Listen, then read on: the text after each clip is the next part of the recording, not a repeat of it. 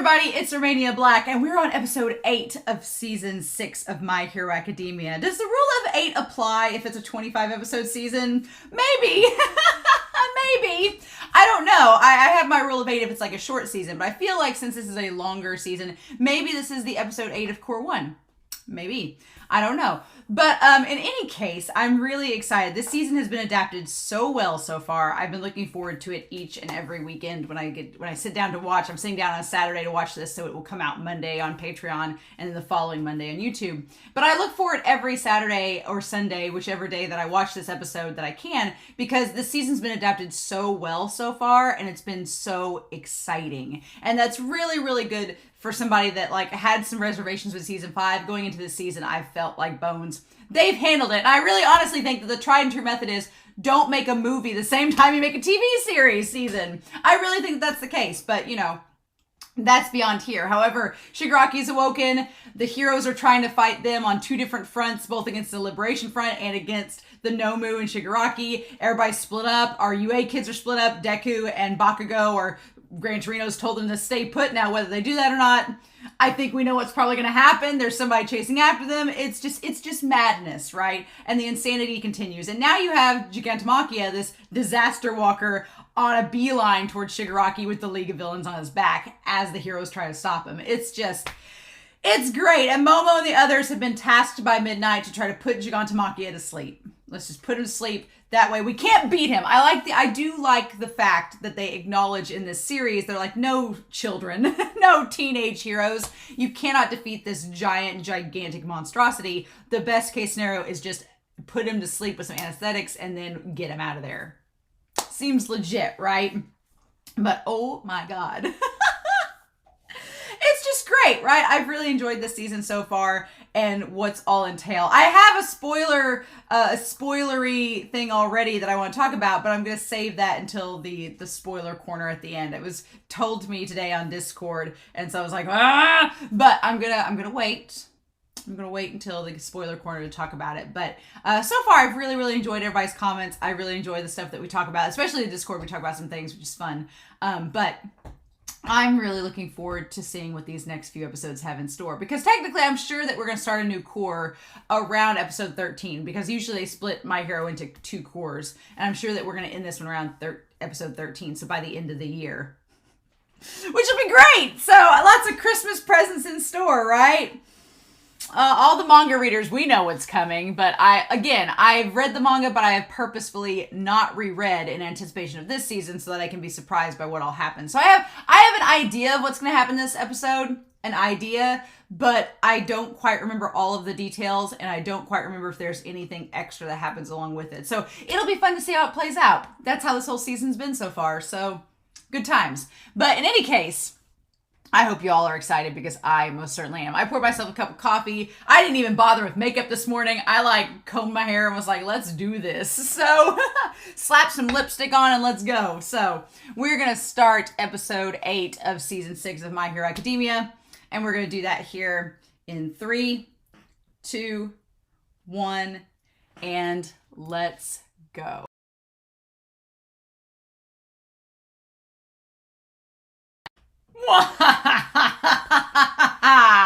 Oh, that was cruel, Bones. That was really cruel.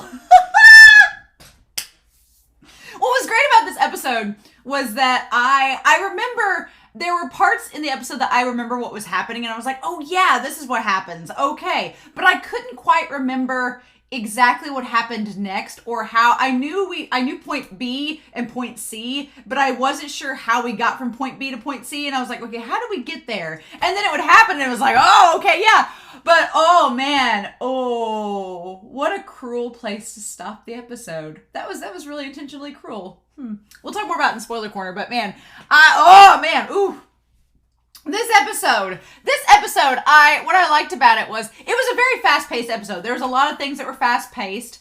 There were a couple things I do want to talk about that's not really a spoiler, but when we get to it, I'll talk about it, that were kind of not rushed necessarily, but they were really they were very drawn out in the manga, like over several chapters. And it's kind of like a double-edged sword, because on the one hand, I remember people in the manga when the chapters were coming out, they were like, oh, get on with it. Like, we know something's going to happen. And so then you have this conundrum of, do you draw it out like it's drawn out in the manga, or do you just make it a little more fast-paced in the anime? Because there's going to be people complain either way. Either people are going to complain that it took too long in the manga, they wasted too many pages, they should just get on with it, or you'll have people in the anime saying like, well, I wish they'd drawn that out a little more.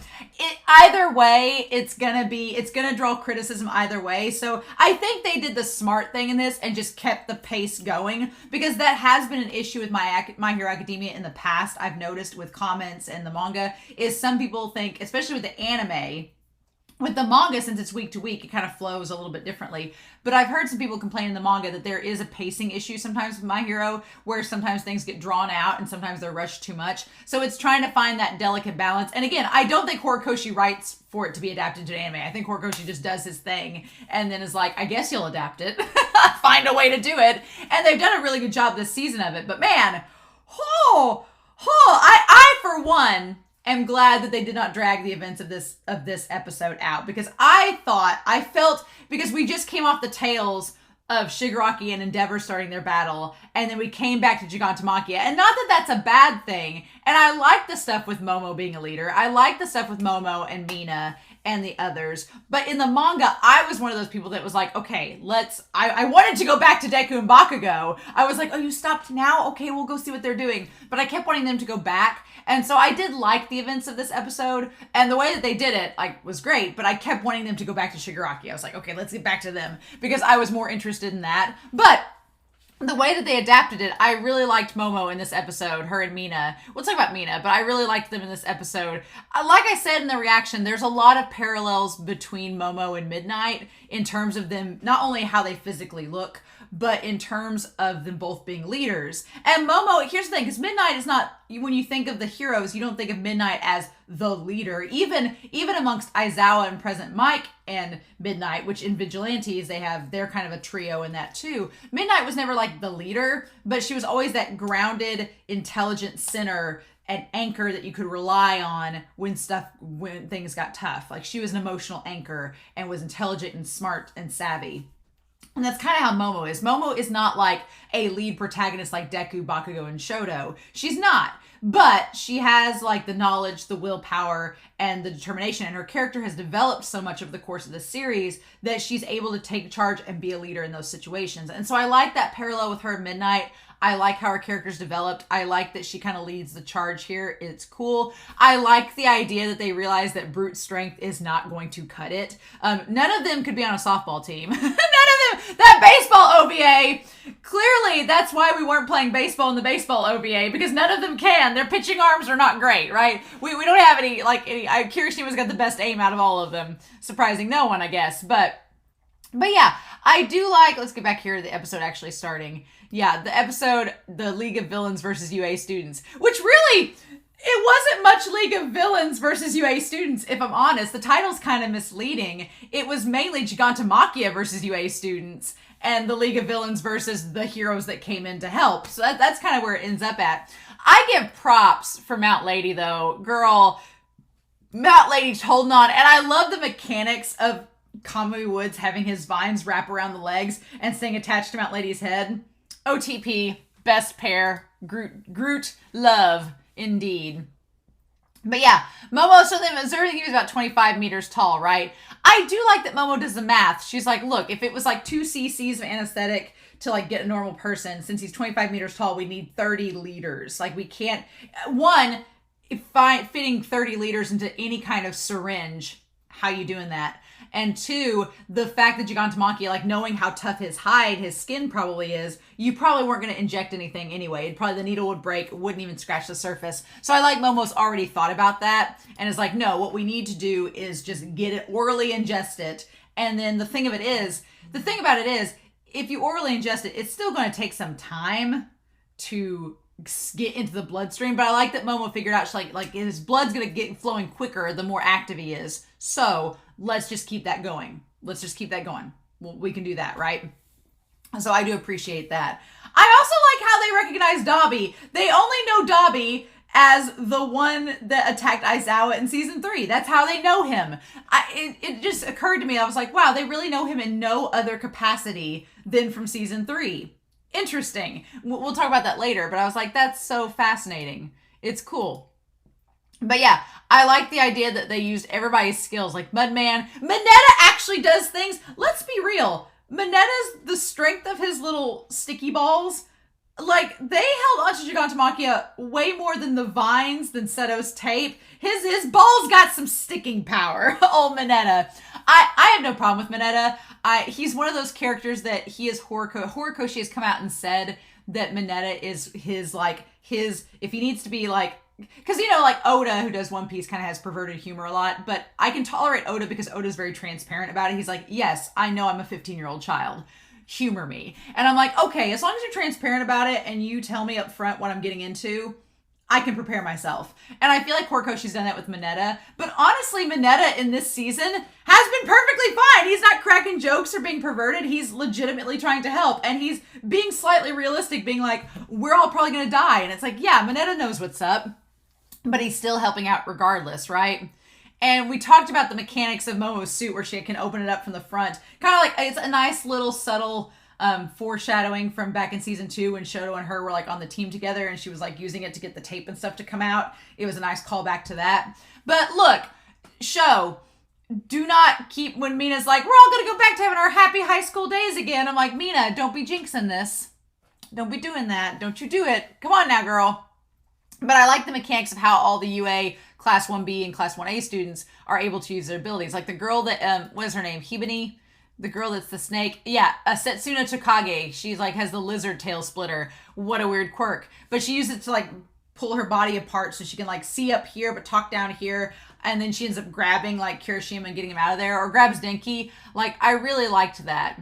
I love that Spinner and Compress and them are just sitting on the back of Gigantomachia what we doing? What's happening? What's going on?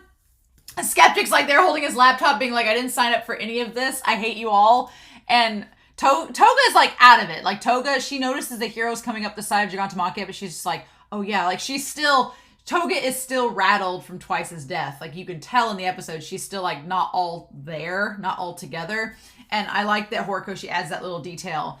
But yeah, Compress is I don't know what you expect me to do. I love the Spinner's do something, Compress. Compress is I'm just trying to hold on and not fall off. What do you want me to do? Throw a cinder block at this 50-foot tall woman? How's that going to help me?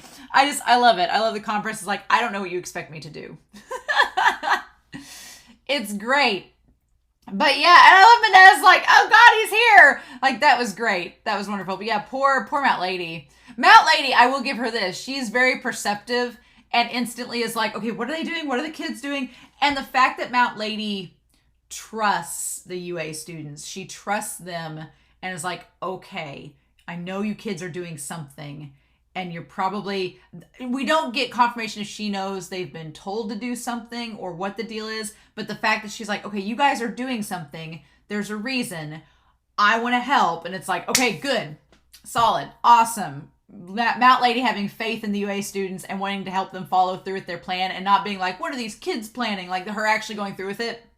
Top notch. I'm way to go, Mount Lady. And they have a pretty decent plan. They use Mineta, the sticky balls, to get him to pry open his jaw. At first I was trying to remember, I'm what are they doing? What are the vines for? What are the strings for? But it's to sink him down in the mud and then pry open his jaw to throw in the anesthetic. I was that's actually really clever.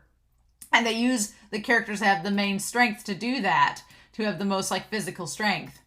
But yeah, Gigantomachia, he's not easily swayed in all this. Now, I like that Denki had a great idea to electrocute them all, but Dobby is pretty resourceful. Dobby's oh no, this kid's gonna try to electrocute all of us. I don't have time for this. I like Dobby's we got a mission. We gotta get back to Shigaraki. And the idea of them, and Compress having the fake arm, having the extra marbles up his sleeve, and then Gigantomachia. I remember in the manga, I was oh, they're all throwing the anesthetic at him. Surely it's not going to be this easy. And he just goes and blows it away, and it's and then Dobby takes advantage of the situation. Dobby is Smokey the Bear's biggest enemy. Only you can prevent forest fires, and Dobby's only I can start them. So it's oh my God, it's just, Dabi is the master of getting things out of hand quite quickly. I like that Dabi announces basically the rest of the League of Villains that he's talked with the doctor about this. And Gigantomachia is essentially a Nomu. Basically, he's got a bunch of quirks embedded in him. He's this ultimate defense mechanism, and he's a guard. He's designed as the perfect guardian for Shigaraki, and it's like, okay, all right. And I like that Dabi's explaining this all, and after all that, like Compress and Spinner just kind of sit there with Skeptic, kind of taking it all in. But I like that Toga's like, "Are you okay?" Like Toga, who has struggled with losing twice, is looking over at Dabi, like, "I'm not ready to lose another of the League of Villains," and so she's like, "Are you okay?" And Dabi's just like, "I don't know." Like Dabi's very self-destructive, right? He's very self-destructive. His quirk is self-destructive, and he just doesn't. And the fact that I feel like Dabi. We've heard him talk about like he can't cry anymore because his tear ducts have been burnt away. When he talks about like the Gigantomachia has like his pain receptors have been dulled. I wonder if Dabi has like a connection with Gigantomachia because of that, right? And he's doing everything for his master, which is not like Dabi. Dabi doesn't do anything but for himself. But I like that Toga's like, "Are you okay?" And he's like, "I don't know." That's the scary thing, right? And so, yeah, the fire's too hot. I do love that Shihai, who has the dark quirk, he's sitting there like watching over Komori, who has the mushroom quirk, because obviously she doesn't want to see all the sunlight. He's like, the spores are burning up Shroom. Like, I love that she's like, "Oh no, my mushroom spores are burning up." And I love that he's like protecting her. I ship them so hard. Like, what a cute little ship. The guy that has the dark quirk and her mushroom quirk. Adorable. But yeah, so I like also that this episode does not give you the sense, like Kirishima coming out of the blue. I forgot, honestly, about Kirishima being the one to deliver the anesthetic. I forgot about that. I was like, I knew that Gigantomachia gets the anesthetic into his system somehow. I was like, I remember he gets the anesthetic, but I was trying to think before watching this episode. I'm like, how does it happen? I know Mina's involved, but how does it happen? Does she deliver it? Is it Momo? Is it one of the heroes? I honestly couldn't remember, and I was like, which is really kind of sad that I can't remember, because it's a nice character moment between Mina and Kirishima, because Kirishima and Mina have so much history with one another, and I really like that about their characters. I multi-ship all over the place, and with this show, you can multi-ship so many different ways. I ship Kirishima either with Bakugo, Kirishima and Bakugo, but I ship Bakugo with a lot of characters.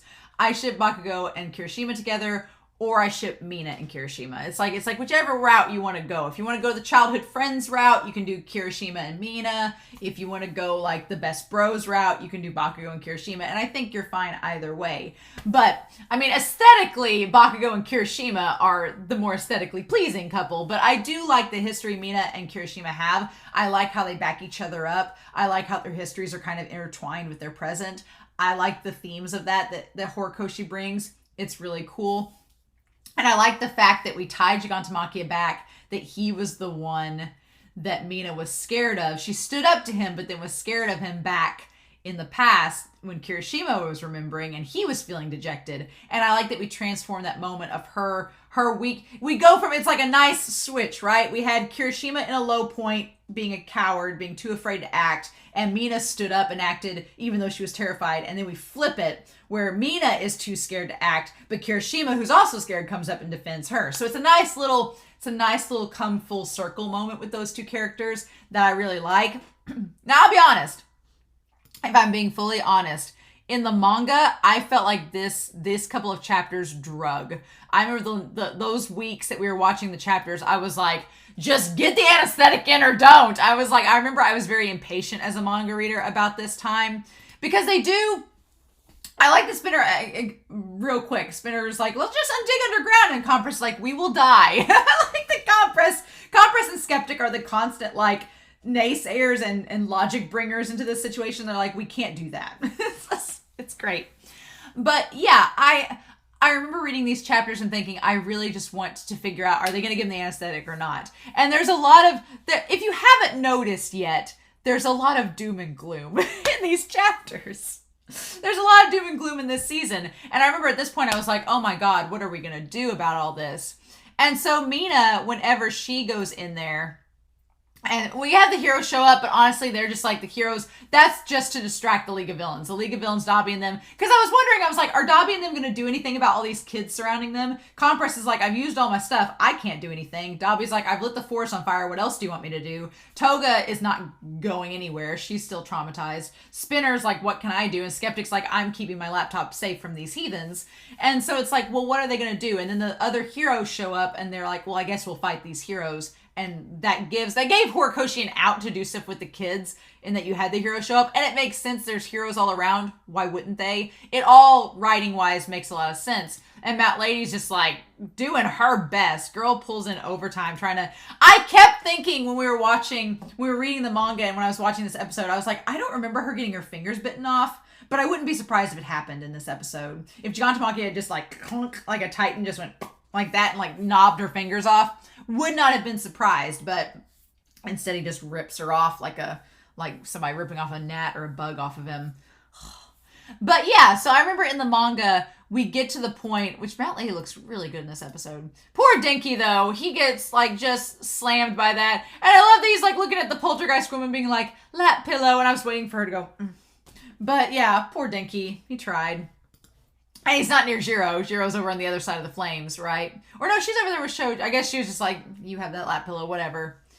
So they're surrounded by the fire. But I like the Kirishima and Tetsu up front. Nice little foreshadowing that they could just go straight through the fire. And I was wondering about that when Mudman was like, oh, the fire's too strong. I'm like, Tetsu would get hot and be affected, but with Kirishima, could he harden himself and get through it? And he ends up doing it. But yeah, they kind of streamline a few things in this episode, which I'm okay with. There's one I wish was expanded more, but we'll talk about when we get to it, just because it's like a personal thing with me that I'm in love with. But with Mina, I remember this whole thing with Mina. It took a long time in the manga, or it felt like a long time. It may not have been long. It may just have been my mind over-exaggerating. But I feel like it was like a drug out. Like, you knew reading the manga, you're like, she's not gonna make it. Because they do the flashback, and it's like her, and she starts to get scared from the flashback, and I'm like, she's not gonna make it. And just, they drug it out a little bit in the manga, where I was like, okay, well then what are we gonna do? Because we know she's not gonna get the anesthetic in, so how are we gonna solve the problem? And Kirishima coming in makes sense. It was a nice hype moment for him. I will take any moment with Kirishima I can, because I love Red Riot. I love him as a hero. And so I was totally fine with it. And I liked that it was a callback and full circle moment with Mina saving him saving Mina. It goes with the theme of the show of people saving people. And getting that established that this generation is the kind that will do that. I like it. But yeah, it was really cool seeing the flashback to prior seasons. Mina has a moment. Mina, for the record, Mina's outfit is like my least favorite hero outfit. The colors and stuff, and then that hoodie, that vest with the fur. I'm like, Horikoshi, what are you doing? What were you thinking with that outfit design? It just always irked me. I'm like, it just is so ugly. I'm like, Mina's really pretty, so giving her a really ugly hero costume, I'm like, I don't know. It's just very odd. That shot, though, of Gigantomachia, like, going towards, like, moving forward, and Mina, like, right in front of him, like, she's about to be swallowed by a great white shark, and then you see Matt Lady, like, being thrown to the side. Quick update. I said in a prior reaction that I was very sad that the Japanese sub did not translate when Matt Lady falls on Fat Gun when he's like, booty incoming. I was very sad that was not in the sub. Kyle Hebert, you genius man. They shared it on Twitter, but it was a clip of him doing the actually booty incoming, and I was like, I knew Kyle Hebert wouldn't let us down. Knew he wouldn't let us down. It was like a highlight of my day. I was like, yes, good. Glad that made the English dub at least, because that line reading's hilarious. But poor, like, Tetsu being like, we gotta go. And she's like, but Kirishima. And then Kirishima, like, clawing his way up Gigantomachia. Oh my god, it's great. And just managing. I like that everybody, the League of Villains at that point tries to stop him. Like, Toga, what's she do? She throws a knife at him, doesn't she? She actually jumps up to take action, right? Because he has the thing. And she jumps up, throws the knife, smashes the one bottle, but he's like, that was my jar. And then he grabs Mina's. And dude has the aim. He has the aim. He has the range. And is able to get it, like, inside of him. And that's when they start firing blasts at him. They use the dynamite that she planted to sink him down further to get it to happen. I love Majestic comes in. If you read Vigilantes, you should. I won't spoil it too much, but all I will say is that the hero that Midnight works under in Vigilantes is based off of Prince, the musician Prince. It's glorious. And Majestic kind of has a similar vibe to him, which is Momo's the hero that she works under. So I like it. I like that a lot. I like that tie-in. It's great. Majestic's a fun hero using his magic. It's great. But Gigantomachia is not too worried. He's just like, they're all gnats. They're all gnats and flies. He's just like, I just need to get them away from me. And the fact that he just like brushes the heroes of the League of Villains off and just like throws them aside. It's like, oh my God. It's blah. So yeah. Fun time. So they're like, what do we do? And then he just pulls the visor down. Gigantomachia reminds me a little bit of Bowser, like from Mario in this, where he's like just this big hulking giant monster. And I love that he like gets a visor to come over. He's gonna streamline. He's gonna warpath his way through it, steamroll through that forest that Dobby lit on fire. And I'm like, just hang on, League of Villains. I was like, at that point, you just gotta hang on, right? Because he's like getting ready to go into Tokyo Drift mode. It's great. But then we come back to Shigaraki and Bakugo and Deku and Endeavor. I really honestly in the manga questioned, and in the anime it becomes much more apparent, like, Endeavor, why did you give him time to power up so that he could fight you? But I feel like the words that Shigaraki says in this monologue, they get to Endeavor just a slight bit, right? They get to Endeavor just a wee bit, right? The voice acting. Shigaraki's voice actor, beautiful. Like his voice acting in this monologue is really what sells it. Because I remember when the manga came out, the monologue, some people in the comments were like, oh, it seems very cliche. And I'm like, well, it's a big villain monologue, right? Which My Hero kind of has those moments. They're based off a comic book, right? The genre. So, but the voice actor for Shigaraki sells it. Like just sells the pain, sells the anger, sells the fury, sells the emotion in those words. It's great. And Deku's voice actor in this.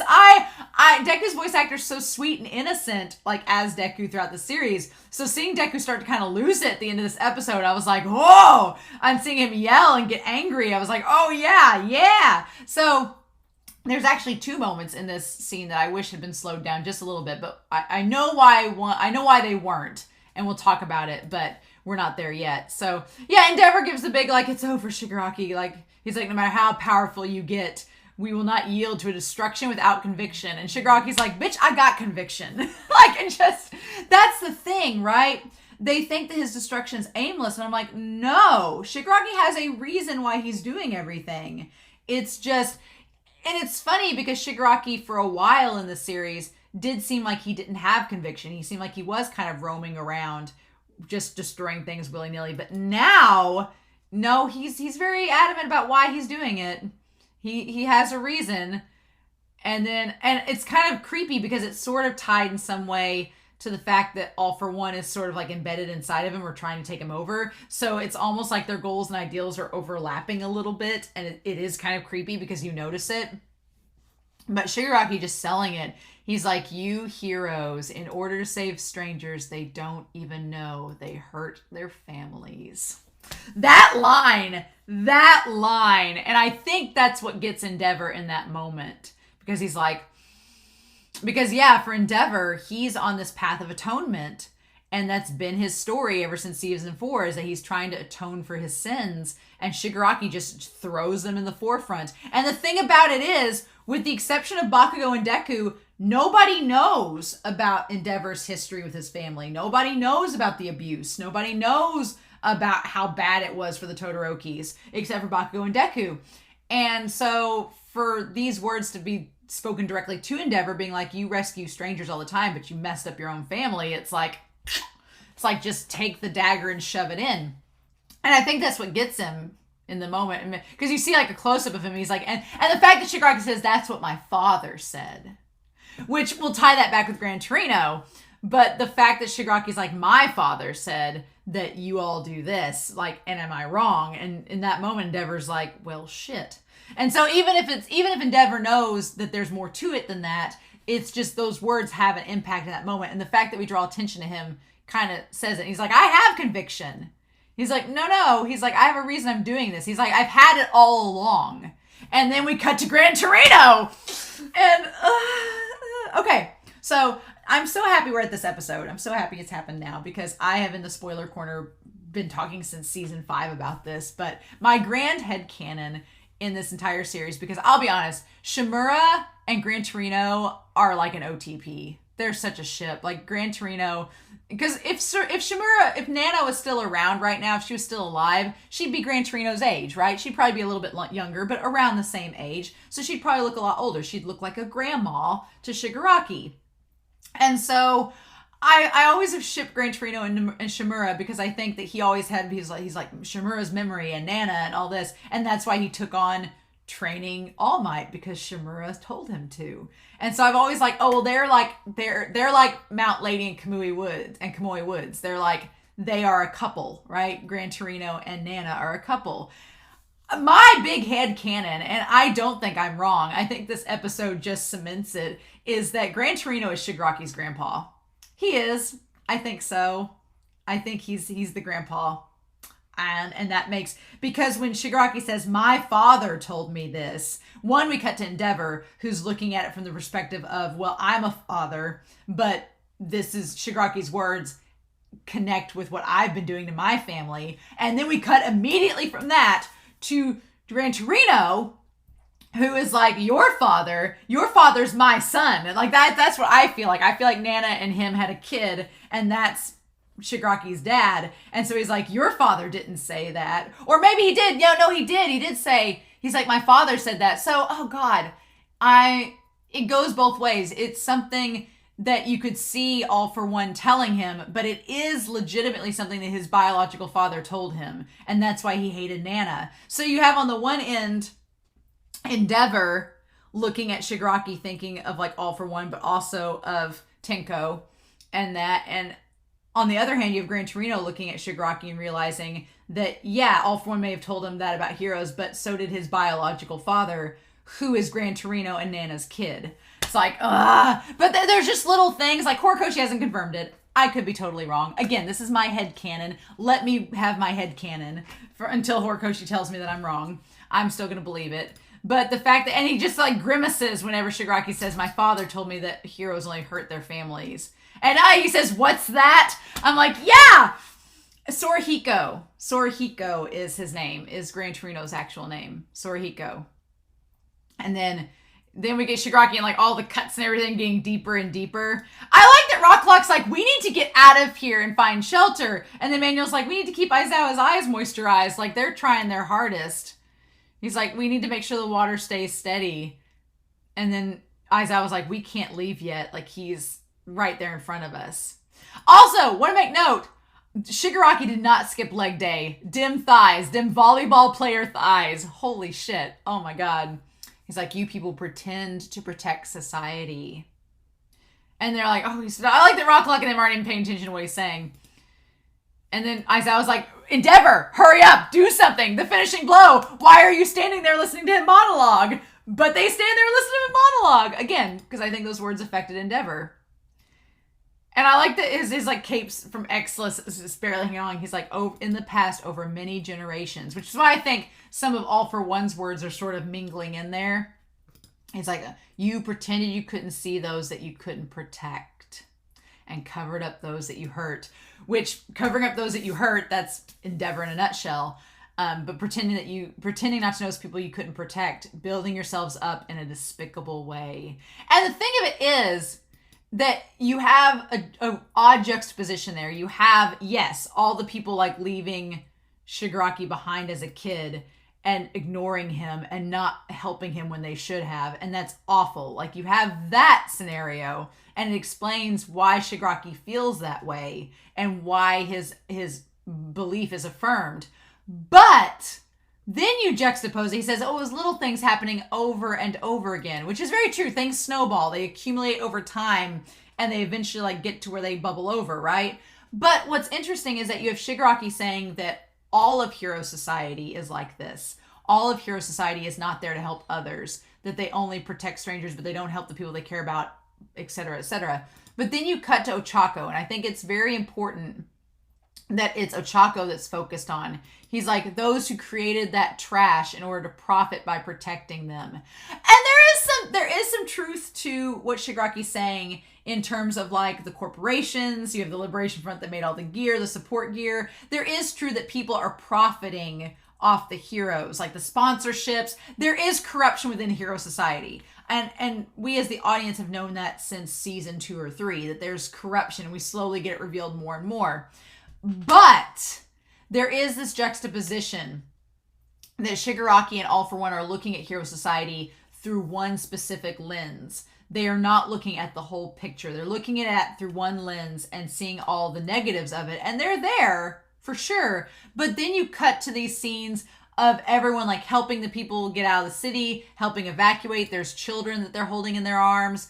We cut to Ochako holding the child. He's like, everything I've ever seen. But the part with Ochako is something that he's not seeing. So I love that idea that Shigaraki is only basing his worldview on this narrow mindset of things he's seen. But then we cut to something he's not seeing, and it's Ochako helping this kid, right? It's stuff that he can't see that's the problem, right? It's the things he's ignoring. He's like, everything you all built rejected me. And that's so hard because on the one hand, you see Ochako saving this kid and you're like, well, no, there are good heroes that are doing good work. And I feel like this new generation of UA students is kind of that foundation of that, right?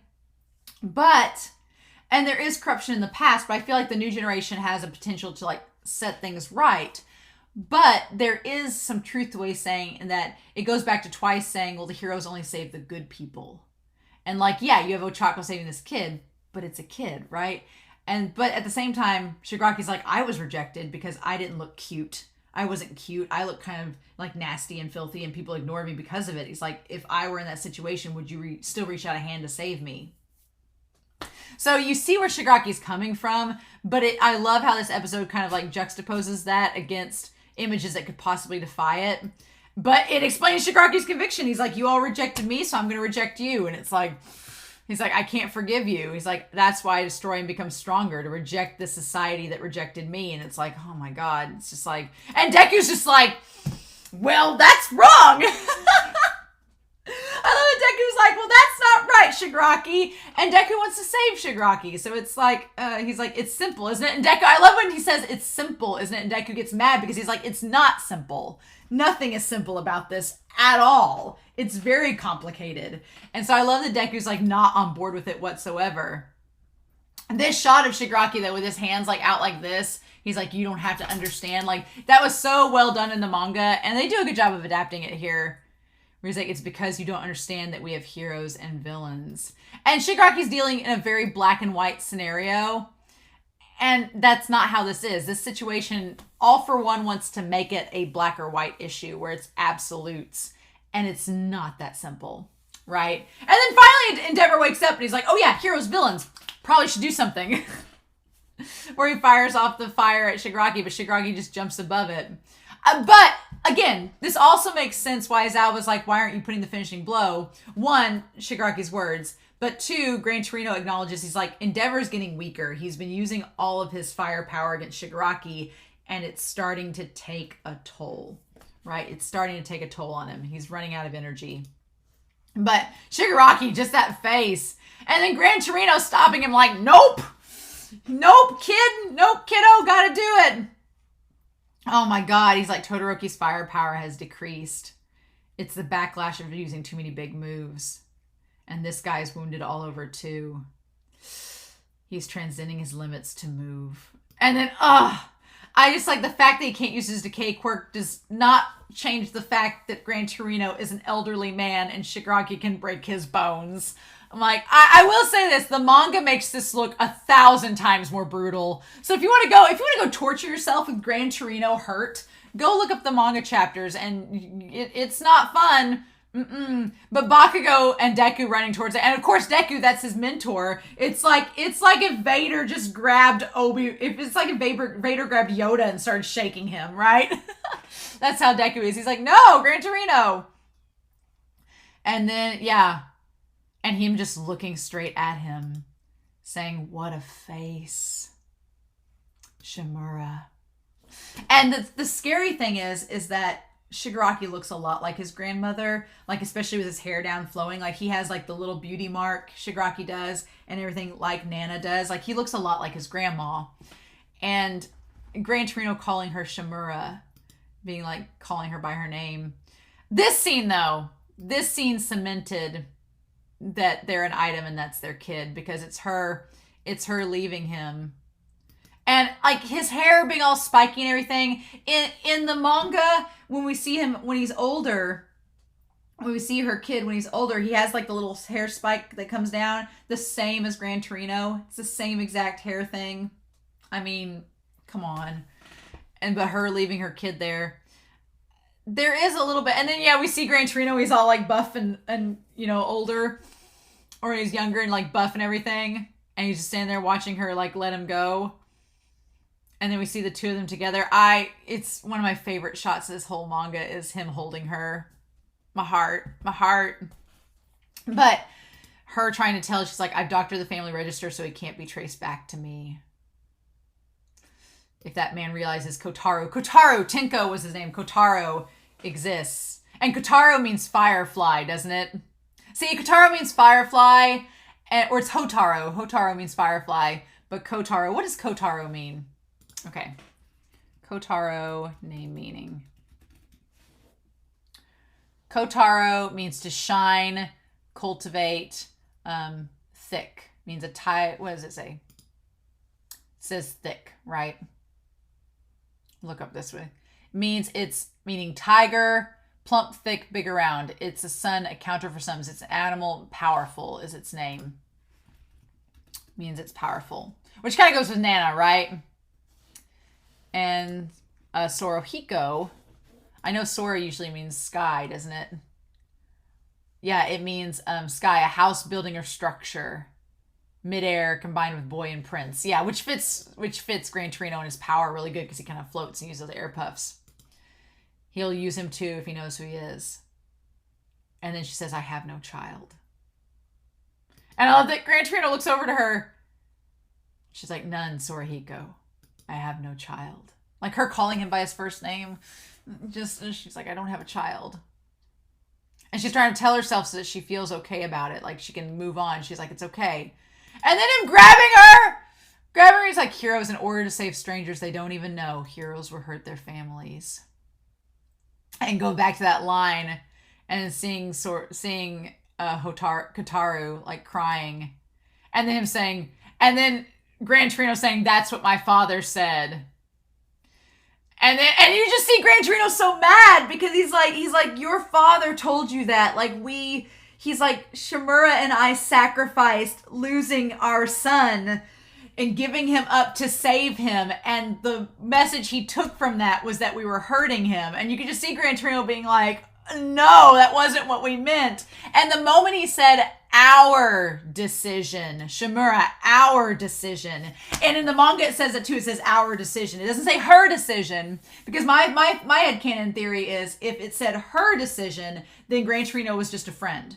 Just a friend. It was her decision to give her son up, and Gran Torino's like, I'll be here as your friend, and it's your decision. But when he said our decision, I'm like, no, Kotaro was their kid. It was their kid. And in order for him to tolerate it, in order for him to be able to move on and like separate himself from his son, that's the terms he had to use, just like he told All Might. I'm like, and the shot where he's like embracing her and holding her and she's crying and he looks sad, I'm like, it's one of my favorite shots of the whole damn manga. And I'm like, no, no. I wish they'd spent more time on it because I wanted to savor it, but I'm like, my ship, these two, I can't. Like him holding her. Oh my God, it's so good. It's so damn good. And then we cut right to that, to Shigaraki obliterating him. And I'm like, no, like you don't know that's your grandpa. You're kicking your grandpa's ass and I hate it. And Deku's just like, no. Yeah, in the manga, it's brutal. I want to say they end a chapter with that shot of Shigaraki just crushing Gran Torino.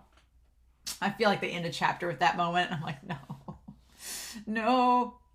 But yeah, but we're not even done. Like Shigaraki, he flies past the two of them to go after Endeavor, and Deku, Bakugo is keeping surprisingly calm throughout all of this, but he's keeping surprisingly calm, but Bakugo also is like, I don't know if he realizes how like upset Deku is, but Deku's like, that's my mentor that you just slammed into the ground and got all this blood and guts around. So it's like, nope.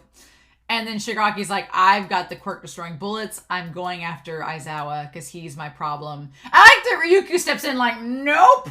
Nope, you will not. Like, she goes to block him. And he like just rips through her hand. Ugh. Like ripping through her hand. It's disgusting. I'm like, girl. And she goes to like grab him with the claw and everything. And he's like, I can't move. And then that's when Deku comes in. And just to grab him by, oh my God. And the symbolism of Deku grabbing him by the throat and by the head, the top of the head, that's where Nana grabbed him with her hand, and that's where Deku's grabbing him. The symbolism. He's like, you're the only one I won't forgive for attacking Gran Torino. And I love Shigaraki's like, I won't forgive any of you. And it's that comparison where Deku's like, I only won't forgive you for everything you've done. And Shigaraki's like, good, I don't forgive anybody. And it's like, like just that duality there. Just Deku not forgiving the one person and Shigaraki not forgiving anyone. And Deku's like, okay, turn this anger into power. He's like, I'm mad, I'm furious, but just focus it. And he like gets Black Whip to bind him. And I like that Shigaraki like goes to bite his arm. He like goes to bite his arm in that moment. And then Endeavor's like, all right, hang in there. And that's when he has the quirk deleting bullets. He's like, you guys don't know I have this. And Aizawa was like, what the hell? And Deku's like, what the hell? He's like, that's what stopped Lemillion. And then, yeah, don't let him fire it. And I love he's like, he decides to do 100% and does the Wyoming. I love that Wyoming Smash gets like a big name for it. I'm like, it's Wyoming. Of all states, it's Wyoming. But nah, he like bites down his arm and he's like, right now, I'm going to act as my heart wishes. Don't be bound by them. Don't be afraid. And just the idea of him like just biting into Deku's arm and firing the bullet. I knew he fired the bullet, but I didn't know where it ended up going. I couldn't remember if it hit, the whole time I was watching the bullet in this episode, I was like, okay, wait, does it hit manual? Does it hit rock lock? Who does it hit? I'm like, I can't remember. And it hits Aizawa. And that's where they chose to end it. That's where they chose to end it. Oh my God, it's great. It's great. And Deku, of course, is like, what the hell? They toned down the violence just a little bit in this chapter. They toned down the elderly destruction that Gran Torino goes through in this chapter. They toned it down a bit. And then just the fact of him biting Deku's arm and stuff, they toned that down a bit as well. In the manga, it's pretty brutal and bloody. But, oh my God. I have spoilers I want to talk. I want to talk about spoilers. I have some I want to talk about. And I've talked a lot about this episode already. So, but man, I won't say any more because otherwise I'm going to get into spoilers. If you want to stick around for Spoiler Corner, that'll be great. But otherwise, yeah, next week. Next week. Now, all I'll say about next week is it's going to be fun. It's going to be fun. We'll see what happens. But yeah. So I hope that you all, if you're not sticking around for Spoiler Corner, I hope you have a wonderful week. Please stay safe. Take care. And I'll see you all next week for episode 9 of season 6 of My Hero Academia. Whew, what a terrible thing to do, Bones. You ended it right there. I'm going to backtrack a little bit in this episode because I feel like I need to start from back here and work my way back to the beginning of the episode. But I forgot that Aizawa got hit with the quirk stealing bullet. I forgot that he got hit. But as soon as he got hit in the leg, I was like, oh, okay, that's right. He cuts his leg off in that moment. He just goes, he's like, nope, cut it off before it gets any further in the bloodstream. Just knock that out. So yeah, Aizawa chops his leg off. That's going to be fun. I feel for the anime only people. I'm like, oh, you guys have to wait to next week to find out what happens.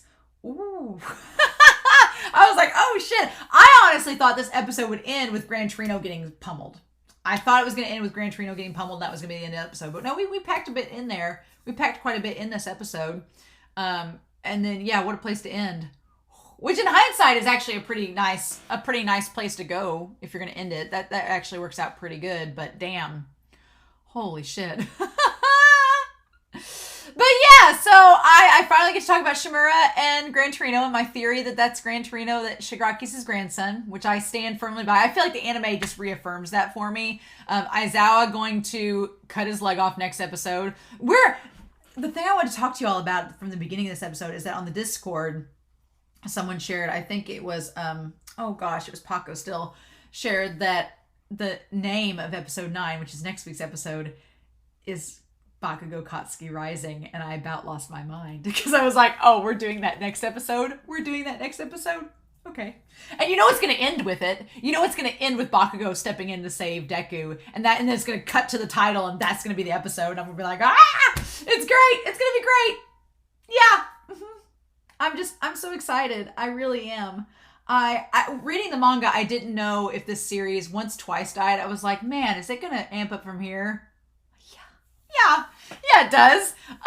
But God, no. So Deku's gonna go crazy next episode. I'm really excited for it. I'm really nervous because Deku's voice actor, so good. Deku's voice actor was great in this episode, and next episode is gonna be even better. Like I'm so ready for it. I am. I feel like Bakugo kind of like fades to the background a little bit this episode, right? But then that's gonna make him come up. That's gonna make when he steps up next episode even bigger, right? And then I still think it's Shoto that shows up to save them, but you forget about that person following them for now. You forget about him because all this other stuff is going on. But damn, it's great. Like the whole thing with Gran Torino, again, that whole bit with Nana and them was so well done. I absolutely loved it. I loved how they animated the two of them standing side by side. Our decision.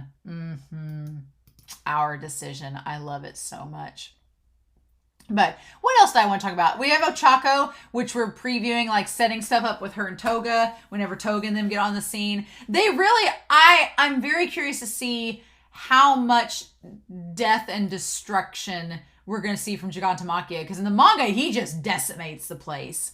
Decimates it. And so I'm curious to see what we're going to get with that. But man, the whole line, you heroes, you save strangers and hurt your families.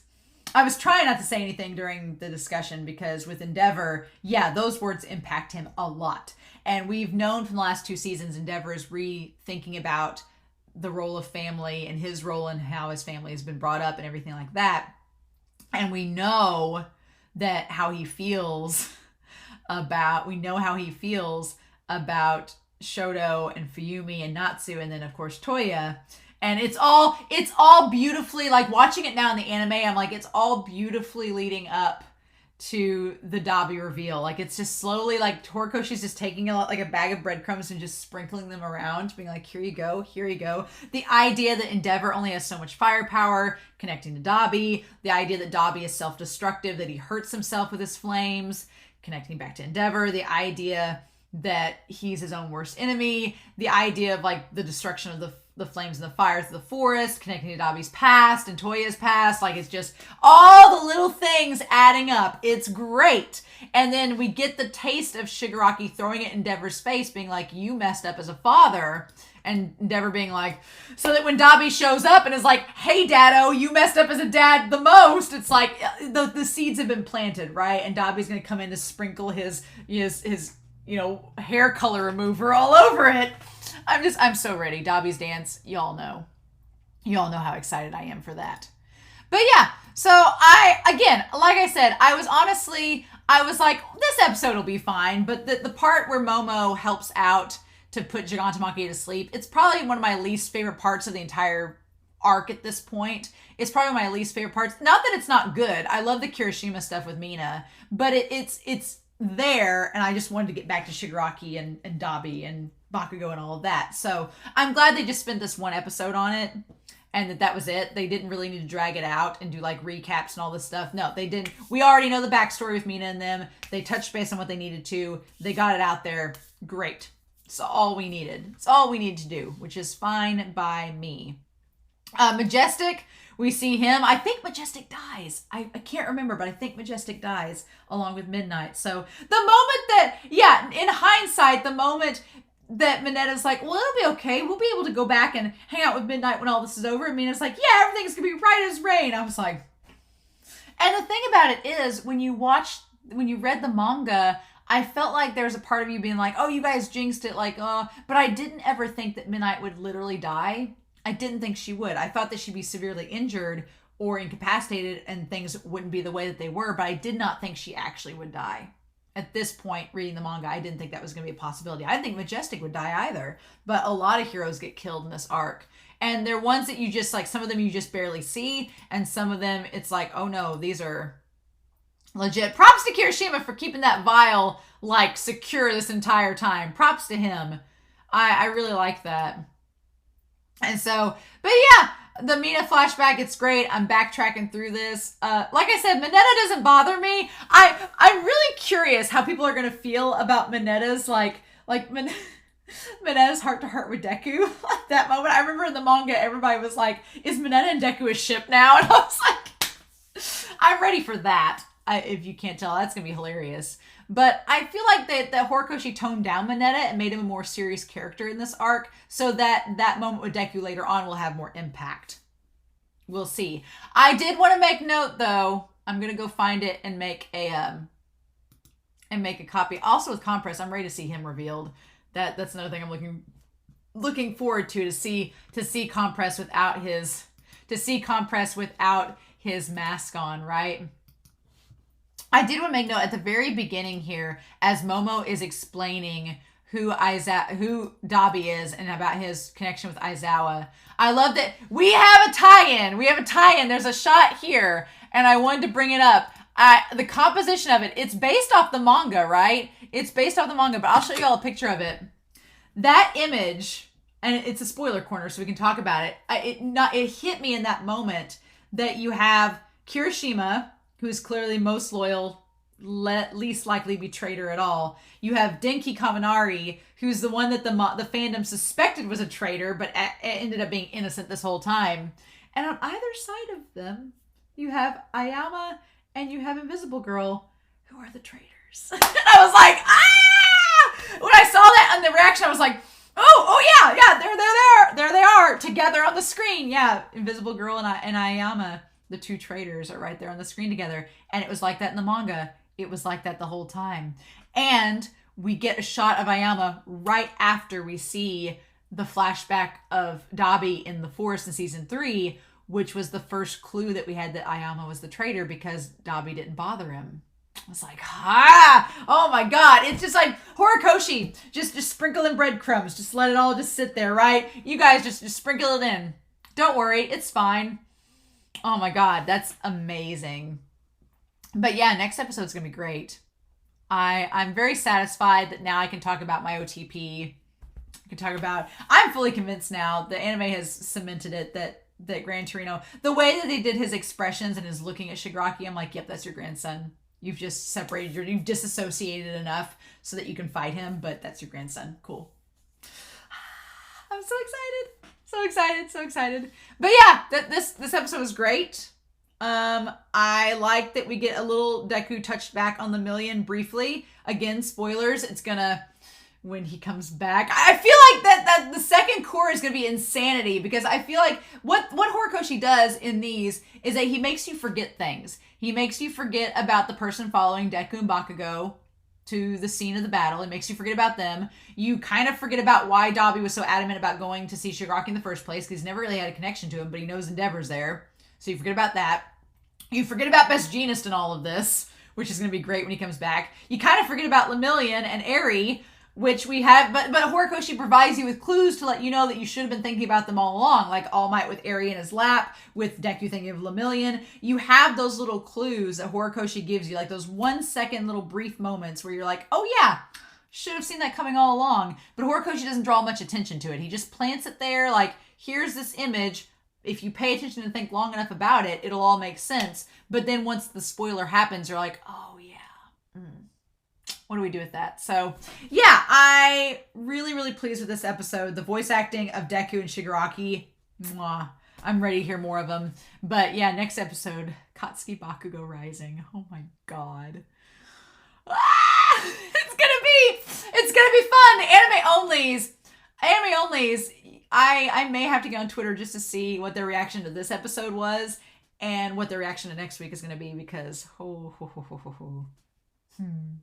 So I hope y'all enjoyed this reaction discussion. I'm curious to know your thoughts down below. Please spoiler tag if it's manga spoilers, just so that the people watching that are not manga people are not spoiled. But I'm excited to talk about this in the Discord. I'm excited to go further and talk about this next week, but so pleased with this episode. So in the meantime, I hope y'all have a wonderful week. Please stay safe, take care, and yeah, I'll be back next week with episode 9 of season 6 of My Hero Academia.